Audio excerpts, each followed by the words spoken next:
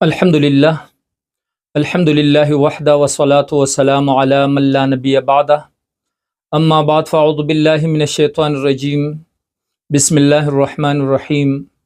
رزق حلال اللہ تبارک و تعالیٰ کی ایک عظیم نعمت ہے، اور حرام کھانا اللہ تعالیٰ کے عذاب کو دعوت دینا ہے اور خود پر قبولیت کے دروازے بند کرنا ہے۔ اسی طرح باطل طریقے سے کمانا اللہ تعالیٰ کے نزدیک سخت ناپسندیدہ ہے، جیسا کہ سورۃ النساء میں اللہ تبارک و تعالیٰ فرماتے ہیں، یا ایھا الذین آمنوا لا تأکلوا اموالکم بینکم بالباطل، اے ایمان والو باطل طریقے سے آپس میں ایک دوسرے کے مال نہ کھاؤ۔ اس آیت کریمہ میں باطل طریقہ سے مراد وہ طریقہ ہے جس کے ذریعے شریعت نے مال کمانا حرام قرار دیا ہو، جیسے سود، چوری اور جوے کے ذریعے مال حاصل کرنا، جھوٹی قسم، جھوٹی وکالت، غصب اور چوری کے ذریعے مال حاصل کرنا، یہ سب باطل طریقے میں داخل اور حرام ہیں۔ رسول اللہ صلی اللہ علیہ وآلہ وسلم کا ارشاد ہے کہ اللہ تعالیٰ نے اس جسم پر جنت حرام کر دی ہے جو حرام غذا سے پلا بڑا ہو۔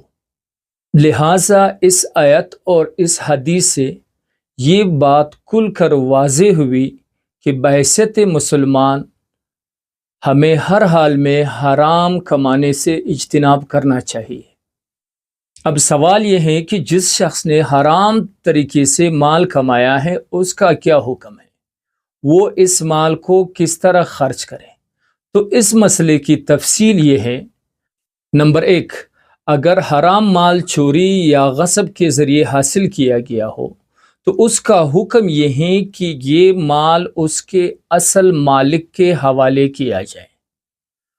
اگر مالک وفات پا چکا ہو تو اس کے ورثہ کے حوالے کیا جائے۔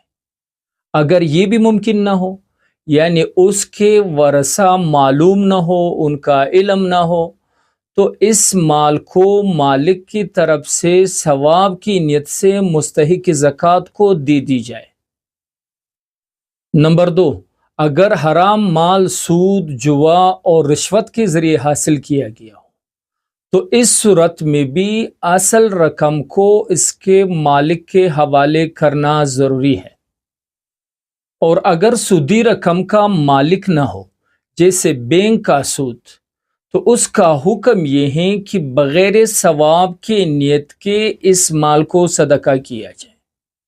اور اگر حرام مال کسی چیز کے بدلے میں حاصل کیا گیا ہو، جیسے حرام ملازمت سے کمائی گئی آمدنی وغیرہ، تو اس کا حکم یہ ہے کہ اسے مالک کے حوالے کرنا درست نہیں، بلکہ اسے بھی بغیر ثواب کے نیت کے صدقہ کر دیا جائے۔